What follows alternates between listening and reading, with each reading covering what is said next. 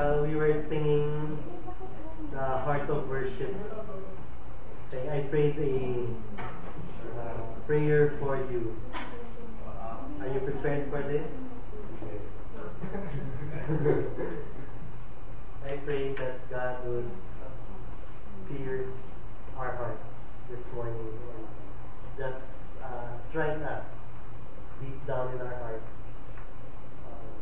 including myself, that as we take time to listen and to meditate on God's Word, we would really pick up something relevant in our lives, and then it would be useful for us. Okay, so I'm expectant of what God will do in your heart and in my heart. Okay, let's pray before we continue. Dear Lord Jesus, indeed it is all about you. And in fact, Lord, yung pag-aaralan naming word ninyo ngayon, it's still all about you, dear Jesus. Help us to grow in our relationship with you as we study this very short passage. May you just touch our hearts, Lord. And may we just honor you more and more through our lives, through the words that we speak, and even through our thoughts, through what we will do. We commit this time in your hands, Lord. Dear Holy Spirit, we pray that you would fill and empower us, that you would just strengthen us, O God. Kung meron kayong gustong ipagawa sa amin na mahihirapan kami, dear Holy Spirit, we need your strength, we need your grace. Please work in our hearts. Thank you so much, Lord. We pray this in Jesus' name. Amen. Okay, so we are on this topic this morning, a theme that prays. Okay, last na tayo ng Colossians. So, sino-sino dito yung nabasa na yung buong Colossians? Can I see your hands? Okay, a number of you. How about the others? How about the others? Okay, 4 chapters lang yan. It's easy enough. Kahit na gusto niya this week, habulin niyo, kaya niya yan. Okay, 4 chapters lang. 4 very short chapters. So, you're on the last chapter, which is chapter 4. Okay? Ito na yung 3 messages natin. We looked at the goal of the Christian life. The goal of our church is to please Jesus. And we looked at how we have an awesome power behind us, which is God, Jesus Christ, the God-man. And last week we looked at we as a church, as a team, ought to care. Okay? Care because we are loved by God. We are chosen by God. We are dearly loved. Okay? And that should motivate us to care. So this morning, we will look at this theme. Okay? A theme that prays. A theme that prays. Based on Colossians chapter 4, verses 2 up to 6. Okay, so let's begin with this question. Okay, what is your definition of prayer? What is your definition of prayer? Now, since there are only a few, can I just hear some answers from you? In your own words, what is prayer?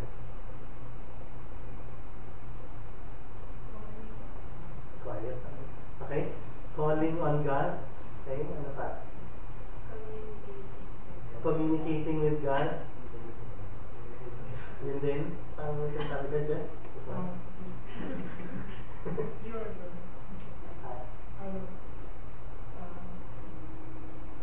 Okay lang to pass.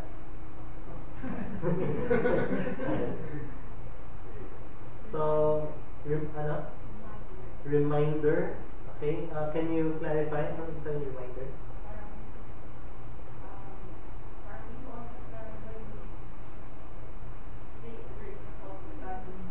Mm-hmm.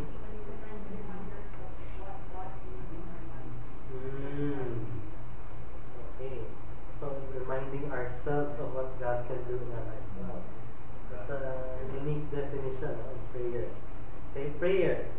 So, basically, yung mga sinabi ninyo, those are really the ideas of prayer. In the simplest form, we can say that prayer is simply talking with God. Okay, talking with God, just conversing with Him. Okay? Here's a definition, or here's a statement that I found which is very good. Okay? Prayer at its highest is a two-way conversation. Okay? And for this person, Frank Lobach, sabi niya, and for me, the most important part is listening to God's replies. Okay, when you say a two-way conversation, okay, balik tayo sa English natin ng college. Ano ba yung para magkaroon ka ng communication or conversation na two-way, kailangan ng anong two things, two parts? Messenger, the one sending the message, and the one receiving the message, receiver, listener. Okay, the one, kung talking yung pinag-usapan, the one talking, and the one listening. Okay, so prayer is that. Okay, it's a two-way conversation. It's not just one way. Okay, it's not just us talking and God listening. And it's not only the other way then, not only God talking and we listening. It's a live conversation between two parties, between us and God. Or basically, it's a living relationship with God. We believe that God is living, and so He is actively speaking, okay, to each one. So even right now, okay, you may not know it, but God is actively at work in you. Okay. Believe me, God is actively at work. And it will be up to us if we will, okay, engage in that conversation with God. Okay. You can still converse with God even while listening to this, to the message. Okay. Because you are called to pray without ceasing, okay, which I will do a little mamaya. I will discuss that. So you can engage in an activity and still be in communication, in a two-way conversation with God. Okay? So Colossians chapter 4 verse 2 to 6, in the final words of Paul in this letter, he gives a reminder for the Colossian believers. And this reminder and this encouragement is for them to pray. For them to pray. Okay, so since short lang tong passage, maybe we can just have one person read this. Okay, pwede ba natin ask si Paul to read itong verse 2 to 6? Okay. Devote yourselves to prayer, being watchful and thankful, and pray for us too, that God may open a door for our message, so that we may proclaim the mystery of Christ, for which I am in chains. Pray that I may proclaim it clearly as I should. Be wise in the way you act towards outsiders, making the most of every opportunity. Let your conversation be always full of praise, seasoned with salt, so that you may know how to answer everyone. Okay. So, the context of this is, remember the message last week? Last week, we are in Colossians 3, wherein Paul is giving yung mga instructions niya for the believers. Usually kasi yung mga letters ni Paul, yung first half, yan yung mga doctrine, mga teaching. Then second half, it's about yung mas practical, yung mga instructions. Okay? So kung naalalahanin niyo yung mga message natin, diba yung una, the goal is to please Jesus. And then yung second is about God, Jesus, the God, man. So it's about doctrine. Right? You see that natin. Then last week, ano yung topic natin about caring? Diba? Sabi ni Paul, we should demonstrate kindness, humility, gentleness. Okay, yung caring, more of practical na yan. Practical application. And then this one, last part, ganun din, practical din. Okay? And he encourages these believers to pray. Okay? So, ang main thought natin, lastly kasi, I care because I am. Okay? So, we'll follow that pattern this time. Okay? Any guess kung anong thought natin? I Pray. I pray because I believe. Like, connect lang natin sa last week. I pray because I care. Okay, I pray because I care. We will see in this passage, in this message, that we ought to be moved to pray if we really care about certain things. Okay? Although hindi clearly stated yet sa passage about caring, but it follows. Okay, if we care about a certain thing, we will pray for that thing, right? Diba? If you care for your family, then you pray for your family. Okay? Or kung tinanong kayo, ano yung prayer request niyo? Kung sinabi niyo, health. So, ibig sabihin, you care about your health. That's why you're asking to pray for it, right? Okay, so I pray because I care. So first, ito yung sabi ni Paul, ito yung direct na command niya. Devote yourselves to prayer. Devote yourselves to prayer. Now, what are you devoted to? What are you devoted to in your life? Okay? We have different backgrounds, different concerns, different day-to-day activities. Some of you, maybe you care about your gadgets. Iingatan niyo yan. Sinisigurado niyong maayos. Okay? Or talagang binibigyan niyo pa ng bagong cover. Okay? Ayaw niyo magasgas. Some of us care about maybe cars. Okay? Yung mga cars dyan. Okay? So you care about your car. Ayaw niyo magasgas. Or you're devoted to your car. Some people are so devoted to their car, talagang lahat maayos, makintab, okay? It shows in their devotion. Some of us care for our jobs, for our work. You care deeply about your work. You love your work. You love what you do. Okay? You have a passion for taking photographs and making them look good. Or you care about your work because you care about your family then. Okay? You're devoted to your work because you want to provide for your family or nag-iipon kayo for the future. Okay? Some of us are devoted to studying. Okay? Some of us love to study. A few of us lang. Some of us love to study. Some don't. Okay? But some of us are devoted to study, like this person, sitting at the library. I remember. Or some of us in ministry, even in church work, some of us are devoted to do ministry, to lead small groups, to teach the Bible, to pray, to lead people to Christ. Okay, we're all devoted to something. Okay, an activity or an object, or even to people, right? To people, like we're devoted to our family, to our spouse, to your girlfriend or boyfriend. You're devoted to give them quality time. Okay. Now, all these things, devotion, okay, hindi naman yan mali. Okay, all these things, they are not evil. Okay, we're not saying that they're evil. But what we're pointing out this morning is that Paul is counting on us or calling on us to devote ourselves to prayer. Okay, God is calling us to devote ourselves to prayer. Okay. If I were to ask you that question, kanina, what are you devoted to? Okay, and you were to answer it, probably none of us, or maybe few of us, would answer that we are devoted to prayer. Right? Okay, there will be a very few people who are really devoted to prayer. But Paul, or again God, through His Word, is challenging you and me to devote ourselves to prayer. Okay, giving our devotion to having a conversation, a two-way, active, live conversation with God. Okay, that's the command of God. And hopefully we will learn to devote ourselves to prayer. So what does it mean to be devoted to prayer? What does that mean? Okay?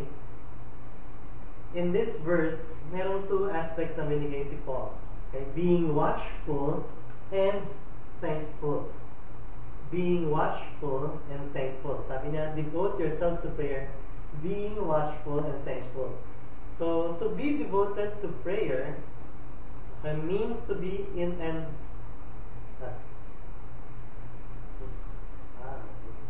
ito yung dapat na slide kanina. Okay, to be devoted to prayer means to be in an unceasing, okay, two-way conversation with God. So watchful and thankful. Watchful and thankful. How are we to be devoted in prayer? Watchful and thankful. Okay, ano ibig sabihin ng being watchful? Here's the idea. Okay, when you're going to cross the street, okay, I teach Ethan, bago siya tumawid, okay, what do you do? Tatawid ka ba muna? No, you have to stop first. Okay, naglalakad ka, and you stop. So, sinasabi ka sa kanya, stop. Kahit alam mo yung sasakyan, sinasabi ka, stop. Stop siya. Tapos, look to the left. Okay. Si Ethan, ang cute eh, gagawin tayo. Pero wala, pwede lang ganun tayo. Look to the left. Then look to the right. Okay, kung walang sasakyan, then go. Okay, that's being watchful. Being watchful, being cautious. Okay, being cautious na pwede kang masagasaan. Taking note of the details. Taking note if there is a oncoming car. Okay, if it's fast, how far it is, what direction. Okay? So, kahit na may mabilis na sasakyan, pero kung papalayo naman sa'yo, diba, you know it's not going to hit you, so okay lang. That's being watchful. Taking note of what is happening. Okay, observing. That's being watchful. So, to be watchful, in terms of applying this verse, is to be watchful means to observe, reflect, and ask. Sometimes we have to ask what God is doing in your life. And observe, ask, and then reflect. And think upon, consider, Lord, ano bang ginagawa mo? Bakit nangyari ito sa akin? What are you teaching me? What do you want me to learn out of this? And engage in a conversation with God. Okay, that's being devoted to prayer. Constantly observing and reflecting. Okay? And to be thankful, on the other hand, about being watchful and thankful. To be thankful means thanking God for whatever He is doing. Okay, so alam, being watchful, naiisip niyo na, ito palang ginagawa ni God sa life ko.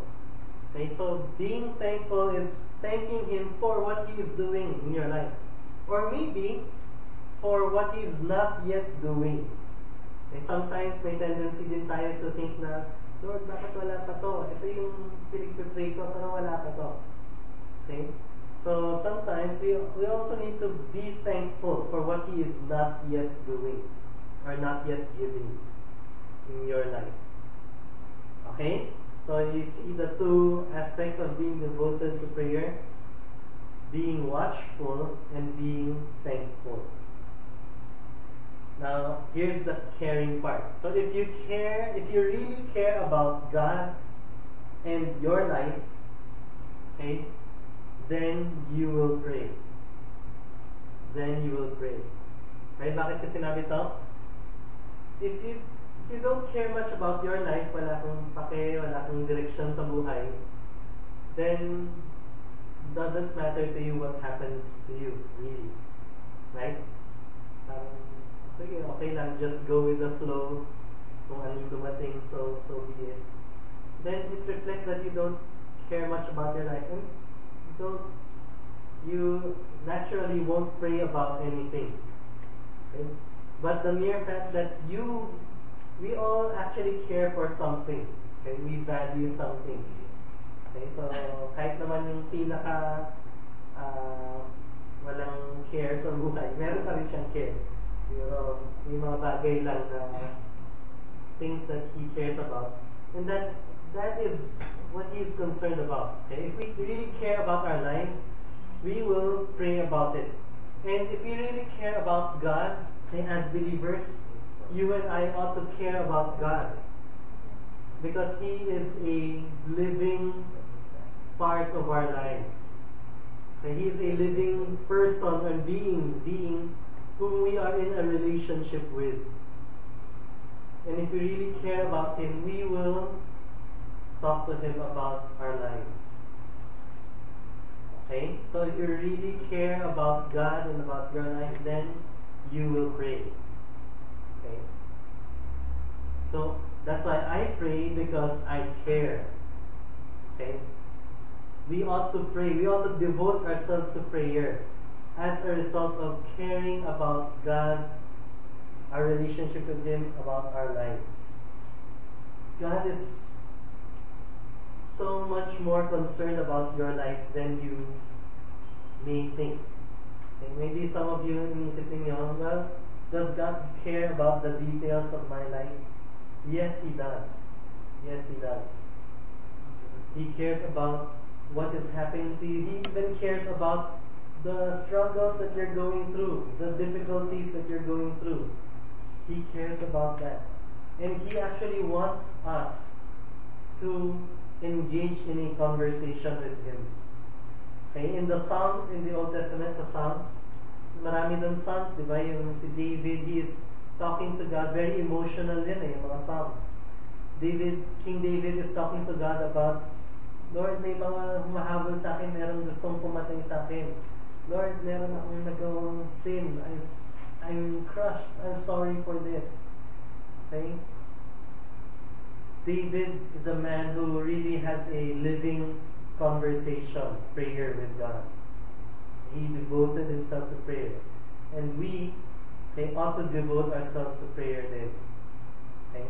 So whether in the ordinary things or mundane things that is happening to us, or even in the crisis moments, God does care for us. And we should pray. We should pray. We should devote ourselves to prayer.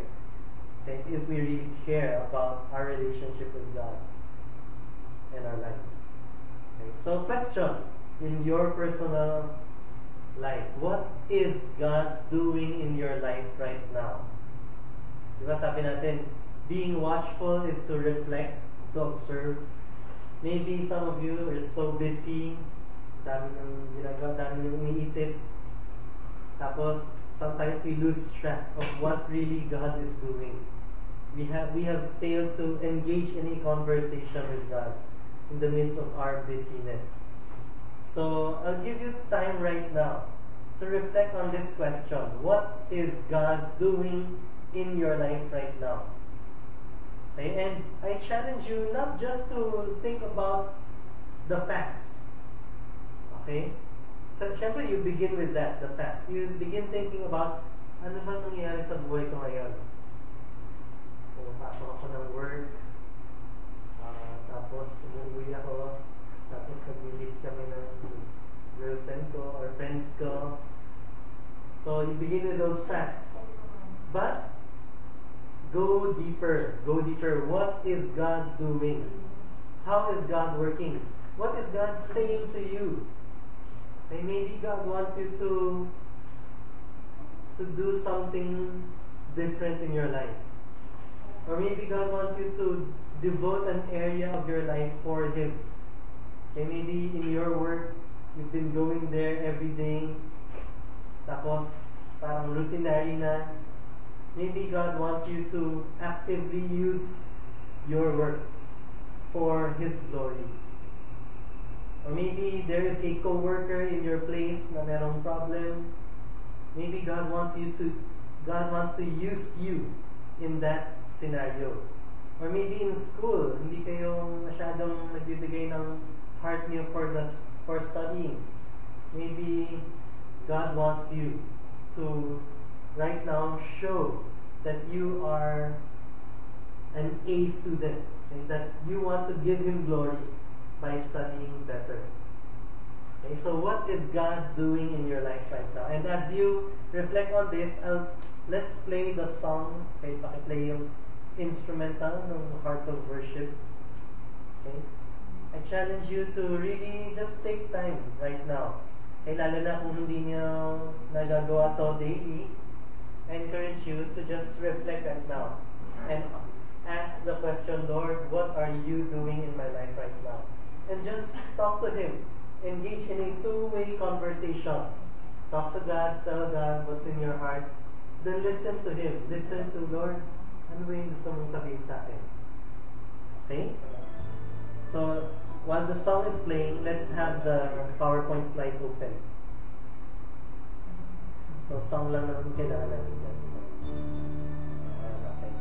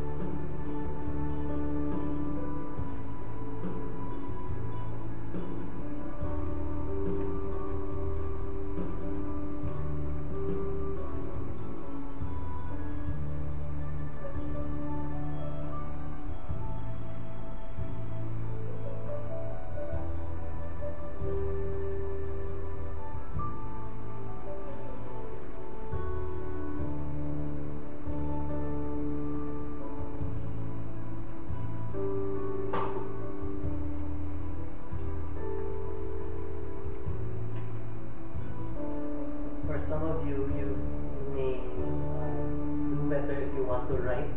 Okay, it's okay. Or you want to type it down your thoughts.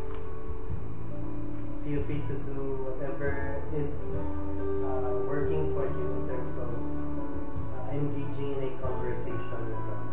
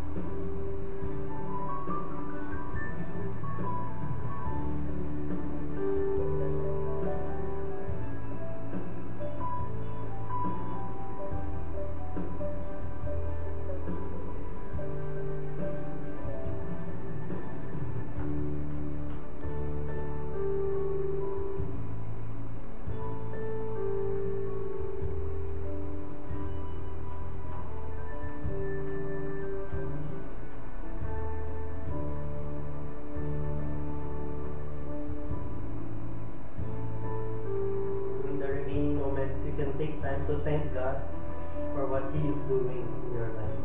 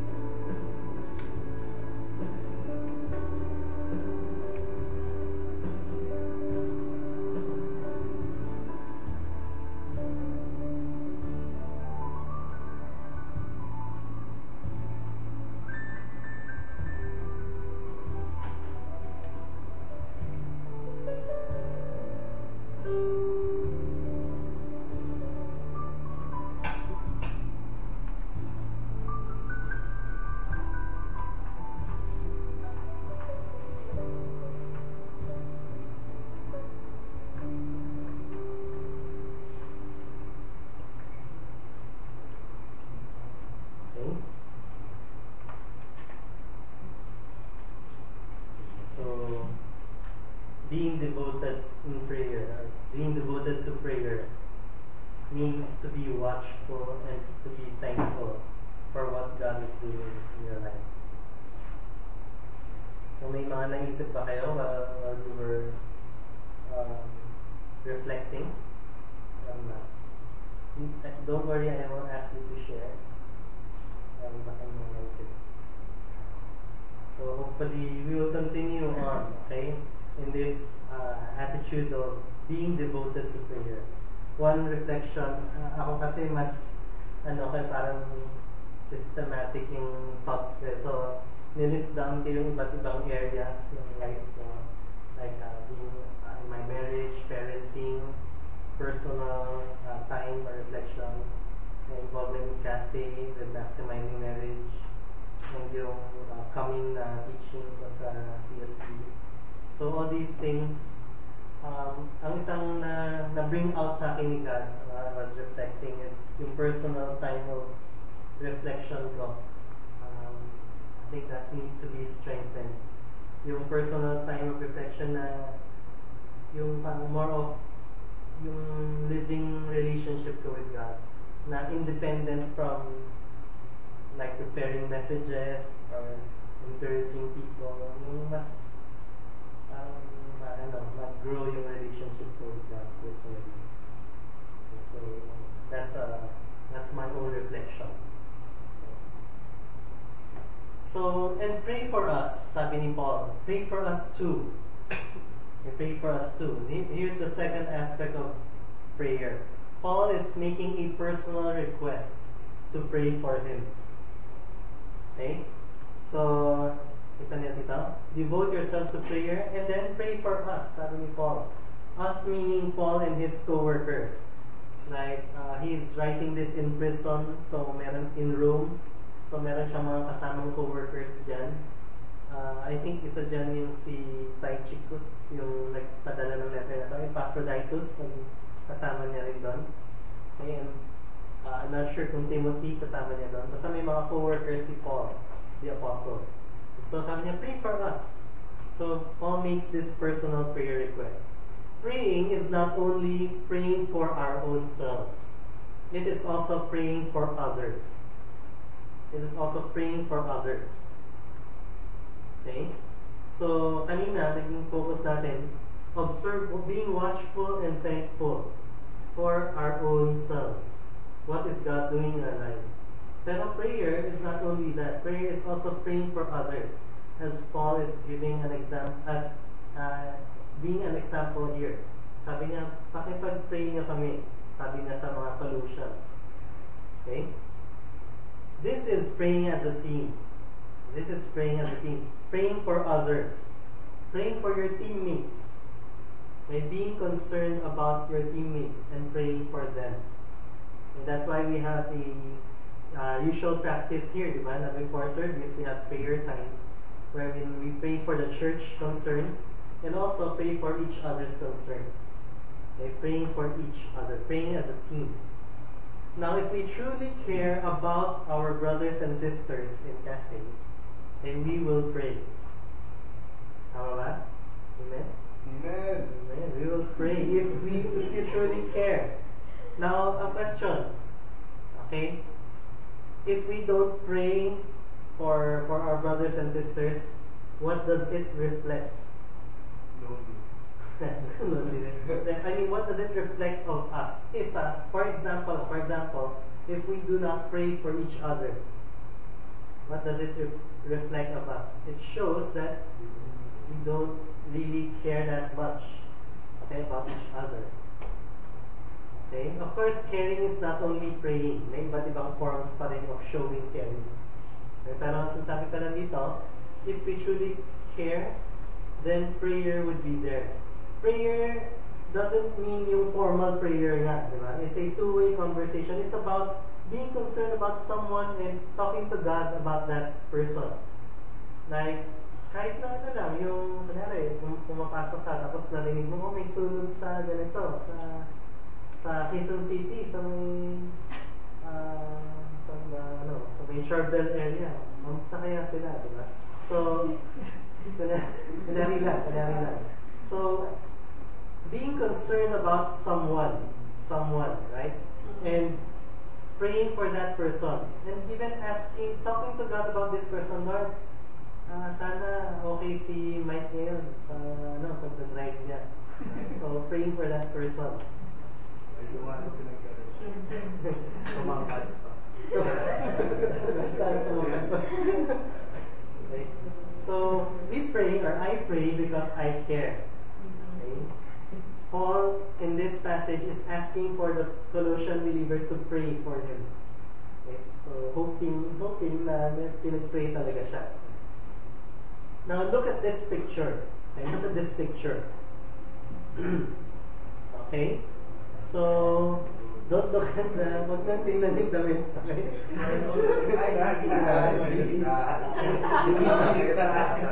So, ito yung gusto ko i-focus ninyo. Okay? Look at the faces.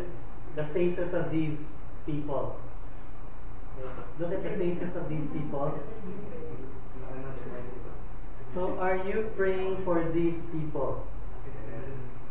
Are you praying for them? Not only generally, but specifically. Okay? Are you praying for them specifically? And then, right now, nakikita nyo, isipin nyo naman, sino yung wala dyan? Ay, sino yung wala dyan na connected sa cafe? Jamie. Jeremy. Hindi ka tinatanong sa inyo kung sino wala. Sino yung wala dyan? Ang tanong ko, are you praying for them? Are you praying for them? Let's pray for each other.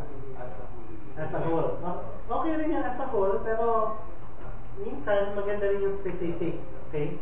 So think about certain specific people not there, then pray for them. Pray for them. And they may not be asking you to pray for them. You can ask them how you can pray for them. Right?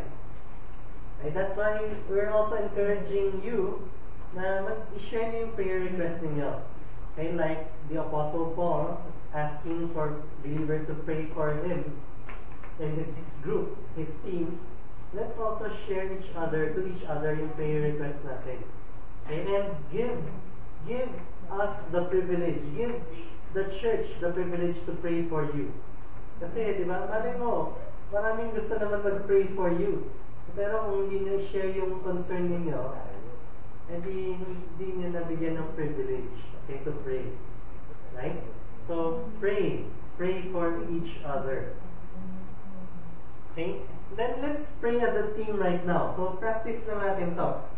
Okay, practice lang natin. Let's make it easy. So, just approach 3 people. Okay, yung preferably yung hindi nyo kasama sa prayer time kanina. Kasi yung kanina, pag-pray nyo na di ba? Just approach 3 people, ask them how you can pray for them, then share how they can pray for you, and then pray simultaneously. Okay? So, mabilis lang yun. Quick, parang practice lang natin. Just maybe a minute or 2 lang per person, then go to another person. Okay? Clear ba yan? Clear ba yung instruction?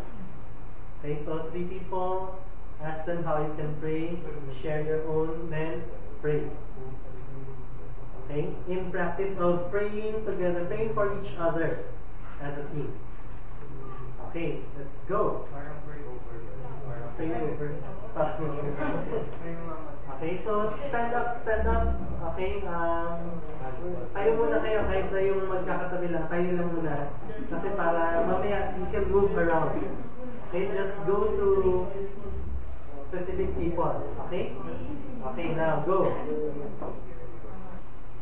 So yung last point is this, yung remaining verses. Ano yung prayer request ni Paul?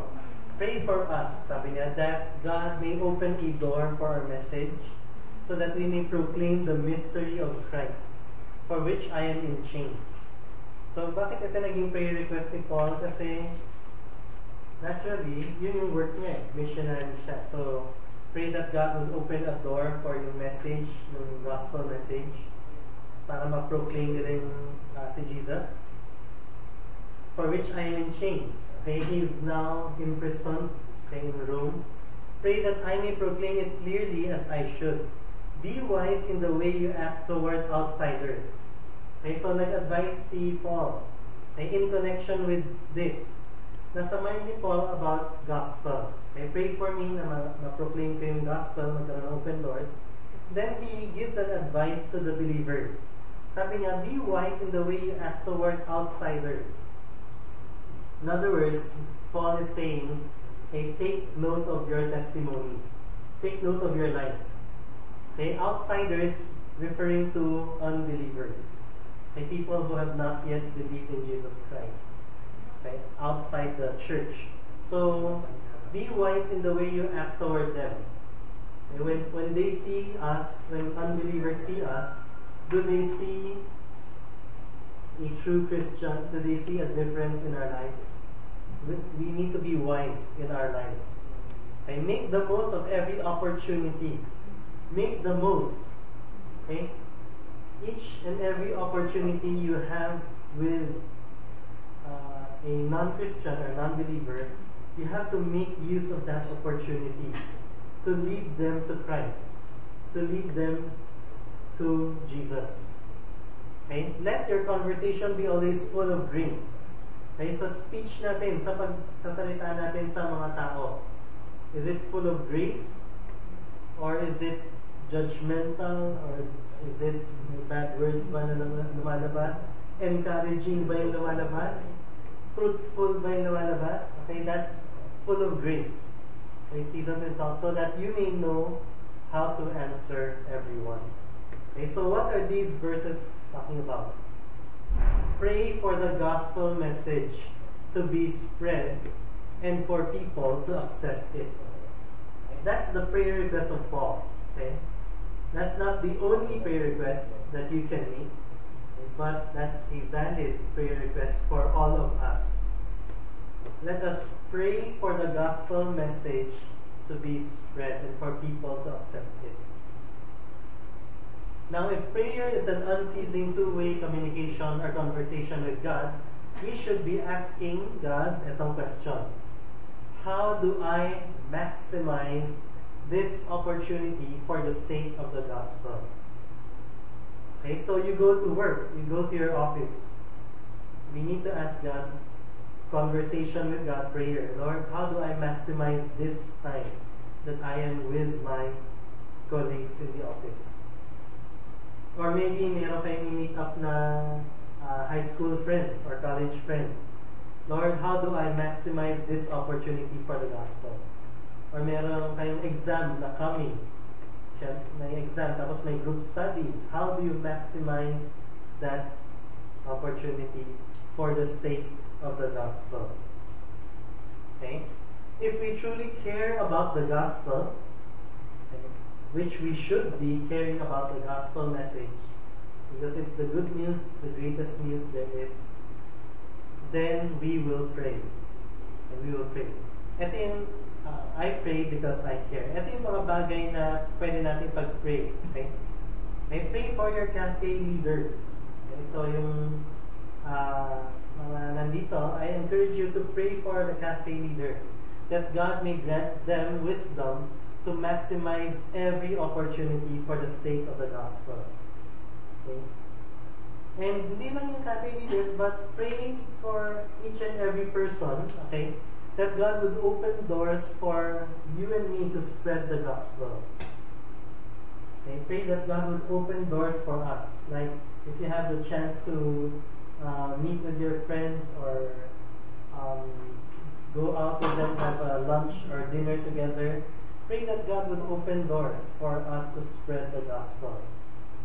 And then, pray for your friends, family, loved ones who need the gospel message. And let's remember to pray for them din kasi God is the one who will open the eyes of people to the gospel. Okay? Two parts in it. We should actively take the role in spreading the gospel. Pero it is God who will open the eyes of the people, of the hearers. Okay? It needs the two. Kung ino-open na nga ni God yung eyes nila, pero hindi pa rin tayo actively mag-spread ng gospel, then walang mangyayari, di ba?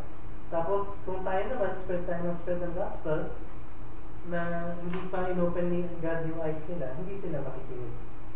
Okay? That's praying for the gospel to be spread. And God will use us to maximize every opportunity. Okay?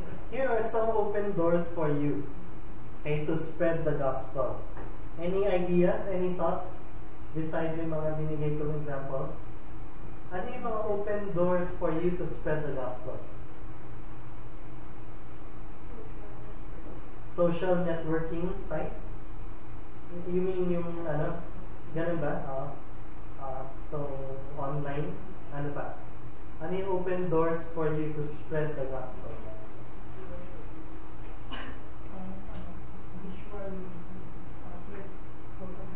Photographs, yes. Oh, yes. Okay yun. Photographs. Having like a verse or inspirational quote, or just putting a comment na ito, awesome creation with that.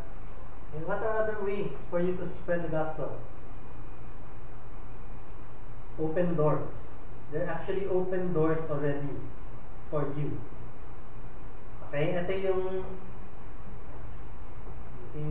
magic, open door. This very place. Okay? This very place is an open door for you to spread the gospel.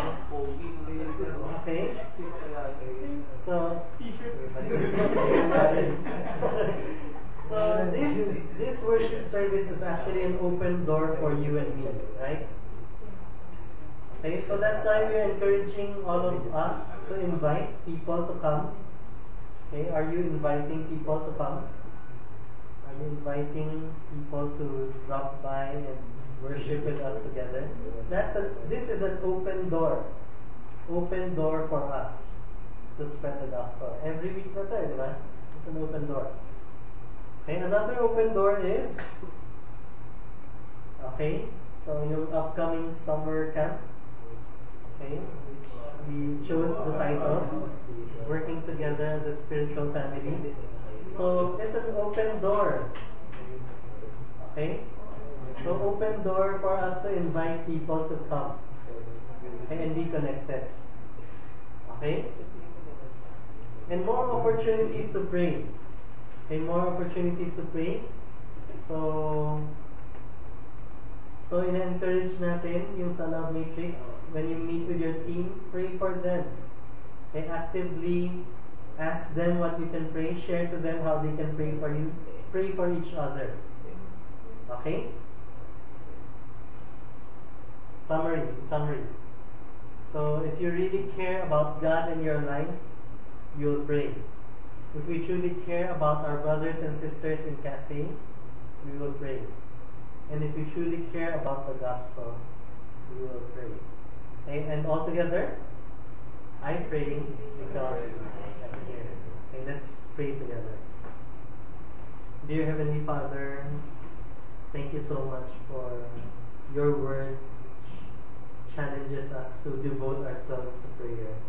Oh Lord, I pray that we would be as a church, a praying church, a church who will uphold each other in prayer, who will care deeply for one another and pray. Oh Lord, we pray that we would be in a constant, unceasing conversation, two-way conversation with you. Wherever we are, whatever we're doing, help us to be in touch or stay in touch with you. Dear Lord Jesus, we realize na this is integral and very essential sa relationship namin with you. We need to pray, we need to be constantly connected to you. And Lord, as we pray to you, may you show us your miracles. Show us, Lord, your power in working. Lord, yung mga pinag-pray po namin sa isa't isa kanina, Lord, may you please answer those prayers. Show us, Lord, that you are indeed a God who answers prayers. And you are indeed a God who is alive and hearing our prayers. Oh Lord, we look forward to what great and awesome and mighty things that you will do in our lives, in and through us. Individually, Lord, help us to achieve breakthroughs. And Lord, as a church, also help us to achieve breakthroughs. That we would be a church that is united in praying for each other, united in praying for the sake of the gospel, united in praying for the success of yung mga projects that you are laying before us. Help us, Lord, na we will truly, truly devote ourselves to prayer. Help us, Lord, touch our hearts, cause us to move.